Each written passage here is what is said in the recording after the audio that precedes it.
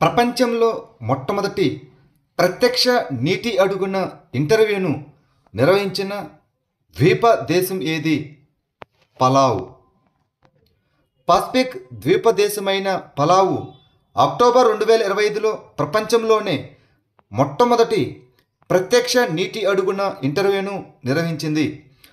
అధ్యక్షుడు సురాంజల్ whips junior ఈస్టోనియన్ Olympic ఈతగాడు మరియు కార్యకర్త మెర్లే లెవాండ్తో ఇంటర్వ్యూను నిర్వహించారు.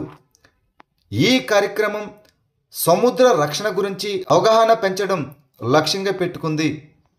2025 సంవత్సరానికి గాను నోబెల్ పీస్ బహుమతి ఎవరికి లభించింది? మరియా కొరీనా మచాడో, వెనుజులా దేశస్థురాలు. వెనుజులా ప్రత్యక్ష నాయకురాలు మరియు కొరీనా మచాడోకు వెనుజులా ప్రజల ప్రజాస్వామ్య హక్కులను ప్రోత్సహించడంలో అవిశ్రాంత కృషికి మరియు నియంతృత్వం నుండి ప్రజాస్వామ్యానికి న్యాయమైన మరియు శాంతియుత పరివర్తనను సాధించడానికి ఆమె చేసిన పోరాటానికి 2025 నోబెల్ శాంతి బహుమతి లభించింది. 2025 సంవత్సరానికి ప్రతిష్టాత్మకమైన నోబెల్ శాంతి బహుమతిని నార్వేజియన్ నోబెల్ ఇన్స్టిట్యూట్లో ప్రదానం చేశారు. Times Higher education world university rankings 2026 ప్రకారం ప్రపంచంలో ఏ యూనివర్సిటీ అగ్రస్థానంలో నిలిచింది? ఆక్స్ఫర్డ్ విశ్వవిద్యాలయం, యూకే. టైమ్స్ హయ్యర్ ఎడ్యుకేషన్ ఇటీవల ప్రపంచ విశ్వవిద్యాలయ ర్యాంకింగ్స్ 2026ను విడుదల చేసింది. ప్రపంచ విశ్వవిద్యాలయ ర్యాంకింగ్స్ 2026లో ఆక్స్ఫర్డ్ విశ్వవిద్యాలయం వరుసగా 10వ సంవత్సరం అగ్రస్థానాన్ని నిలుపుకుంది. టైమ్స్ హయ్యర్ ఎడ్యుకేషన్ ప్రపంచ విశ్వవిద్యాలయ ర్యాంకింగ్స్ 2026లో Indian Institute of Science Bengaluru భారతదేశంలోని అగ్రశ్రేణి విశ్వవిద్యాలయంగా అవతరించింది. ఈ సంవత్సరం భారతదేశం ప్రపంచ ర్యాంకింగ్స్లో 2వ అత్యధిక విశ్వవిద్యాలయాలను కలిగి ఉన్న దేశంగా మారింది. యునైటెడ్ స్టేట్స్ ఆఫ్ అమెరికా తర్వాత మాత్రమే ఇండియా వెనుకబడింది. దేవరగట్టు బన్నీ ఉత్సవంను ఏ రాష్ట్రంలో జరుపుకుంటారు? ఆంధ్రప్రదేశ్.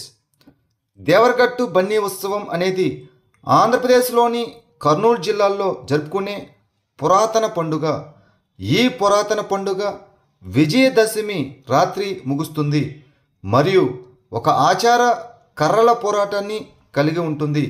ఇక్కడ వేలాది మంది భక్తులు సమూహాలుగా విభజించబడి కర్రలను మోసుకెళ్ళి దేవత విగ్రహాన్ని స్వాధీనం చేసుకోవడానికి ప్రతీకాత్మక యుద్ధంలో వారితో ఘర్షణ పడతారు.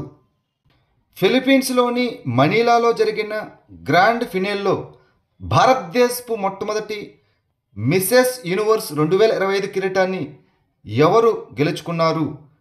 షెర్రీ సింగ్. ఫిలిప్పీన్స్లోని మనీలాలో జరిగిన గ్రాండ్ ఫినాలేలో 120 మంది ప్రపంచ ప్రతినిధులను అధిగమించి భారతదేశపు మొట్టమొదటి మిసెస్ యూనివర్స్ 2025 కిరీటాన్ని గెలుచుకోవడం ద్వారా షెర్రీ సింగ్ చరిత్ర సృష్టించారు. ఇంద్ర 2025 అనేది భారతదేశం మరియు ఏ దేశం మధ్య నిర్వహించబడే ఉమ్మడి సైనిక వ్యాయామం? రష్యా. ఇంద్ర 2025 అనేది రాజస్థాన్లోని బికనీర్లోని మహాజన్ ఫీల్డ్ ఫైరింగ్ రేంజ్లో జరుగుతున్న ఇండో రష్యన్ ఉమ్మడి సైనిక వ్యాయామం. ఈ వ్యాయామం ఆగస్టు 7, 2025న ప్రారంభమైంది మరియు అక్టోబర్ 15, 2025న ముగుస్తుంది. ఉగ్రవాద నిరోధక కార్యకలాపాలు మరియు ఆధునిక యుద్ధ దృశ్యాలలో భారత సైన్యం మరియు రష్యన్ సైన్యం మధ్య సమన్వయాన్ని బలోపేతం చేయడం దీని యొక్క లక్ష్యం. ఈ ఇంద్ర వ్యాయామాలు 2003లో ప్రారంభమయ్యాయి. సౌర పైకప్పు సంస్థాపనల ద్వారా గృహాలకు ఉచిత విద్యుత్తును అందించడానికి ప్రభుత్వం ప్రారంభించిన పథకం పేరు ఏమిటి? పిఎం సూర్యఘర్ ముఫ్త్ బిజిలీ యోజన. పిఎం సూర్యఘర్ ముఫ్త్ బిజిలీ యోజన కింద సౌర పైకప్పు సంస్థాపనల ద్వారా గృహాలకు ఉచిత విద్యుత్తును అందించడం లక్ష్యంగా పెట్టుకుంది. ఇది ఫిబ్రవరి 2024లో ప్రారంభించబడింది. ఈ పథకం 2 కిలోవాట్ వరకు ఉన్న వ్యవస్థలకు 60% సబ్సిడీని మరియు 2 నుంచి 3 కిలోవాట్ వ్యవస్థలకు 40% సబ్సిడీని అందిస్తుంది. 3 కిలోవాట్లకు పరిమితం చేయబడింది. ఇది మోడల్ సోలార్ గ్రామాలను ప్రోత్సహిస్తుంది మరియు పట్టణ స్థానిక సంస్థలు అదేవిధంగా పంచాయతీరాజ్ సంస్థలు ప్రోత్సహిస్తుంది. 2025 అక్టోబర్లో గోబీ ఎడారిలో ప్రపంచంలోనే మొట్టమొదటి సౌర ఉష్ణ విద్యుత్ కేంద్రాన్ని ప్రారంభించిన దేశం ఏది? చైనా. అక్టోబర్ 2025లో చైనా గన్సు ప్రావిన్స్లోని గోబీ ఎడారిలో ప్రపంచంలోనే మొట్టమొదటి సౌర ఉష్ణ విద్యుత్ కేంద్రాన్ని ప్రారంభించింది. ఈ ప్లాంట్ను చైనా 3 గోర్జెస్ కార్పొరేషన్ నిర్మించింది. సుబన్సిరి ఎగువ జల విద్యుత్ ప్రాజెక్టు ఏ రాష్ట్రంలో ఉంది? అరుణాచల్ ప్రదేశ్. సుబన్సిరి ఎగువ జల విద్యుత్ ప్రాజెక్టు అరుణాచల్ ప్రదేశ్లోని సుబన్సిరి నది పరివాహక ప్రాంతంలో 1800 మెగావాట్ల run of the river project. ఇది 2031లో వాణిజ్య కార్యకలాపాలను ప్రారంభించే అవకాశం ఉంది. మొత్తం అంచనా వేసిన ప్రాజెక్టు వ్యయం దాదాపు $2346.87 million. Plutonium management and disposition agreement PMDA అనేది యునైటెడ్ స్టేట్స్ మరియు ఏ దేశం మధ్య ఒప్పందం? రష్యా. అక్టోబర్ 8, 2025న రష్యా పార్లమెంటు యొక్క దిగువ సభ అమెరికాతో plutonium management and disposition agreement నుండి వైదొలగాలని ఆమోదించింది. Plutonium management and disposition agreement అనేది 2000లో సంతకం చేసిన యునైటెడ్ స్టేట్స్ మరియు రష్యా మధ్య జరిగిన ఒప్పందం. ఈ PMDA ప్రతి దేశం 34 టన్నుల ప్లూటోనియంను పారవేయాలని కోరింది. ఏ మంత్రిత్వ శాఖలు సంయుక్తంగా పొగాకు రహిత యువత ప్రచారం 3.0ను ప్రారంభించాయి? ఆరోగ్య అండ్ కుటుంబ సంక్షేమ మంత్రిత్వ శాఖ మరియు విద్యా మంత్రిత్వ శాఖ.